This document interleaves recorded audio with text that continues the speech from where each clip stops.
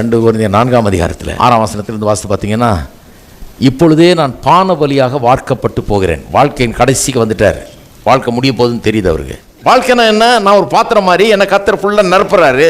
ஏதோ சில தாளந்துகளை கொடுக்குறாரு, எனக்கு கிருபை ஆற்றலை தர்றாரு, திறமைகளை தர்றாரு, மற்றவர்களுடைய பிரயோஜனத்துக்காக, அவர்கள் பருகும்படியாக, அவருடைய தாகம் தீரும்படியாக, அவருடைய காரியங்கள் நிறைவேறும்படியாக கர்த்தர் நமக்கு என்ன தர்றாரு? பாத்திரத்தில் தண்ணியை நிரப்பி வைக்கிற மாதிரி நமக்குள்ள இதை நிரப்பி வச்சிருக்காரு. நாம் ஊற்றப்படுகிறோம். ஊற்றப்பட்டு கடைசி சொட்டு வரைக்கும் வந்துருச்சு. இப்போ பவுல் சொல்றாரு, பானபலியாய் வார்க்கப்பட்டு போகிறேன். அர்த்தம் என்ன? அடுத்த லைனே சொல்றாரு, நான் தேகத்தை விட்டு பிரியும் காலம் வந்தது.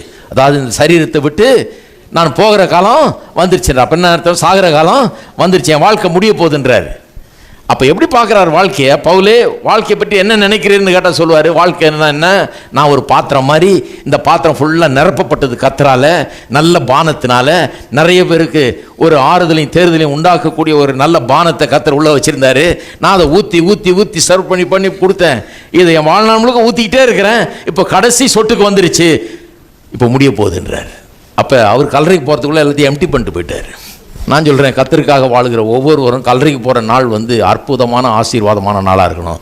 ஏன்னா வெறும் இந்த சரீரம் மட்டும்தான் கல்லறைக்கு போகணுமே ஒழிய, கடவுள் நமக்கு கொடுத்த எல்லாவற்றையும் ஊற்றி பயனுள்ளவர்களாக நம்ம வாழ்ந்து, பிரயோஜனமான வாழ்க்கையை வாழ்ந்து, அநேகருக்கு பிரயோஜனமாக வாழ்ந்து தான் நாம் மரிக்க வேண்டும். இதான் கிறிஸ்தவ வாழ்க்கை.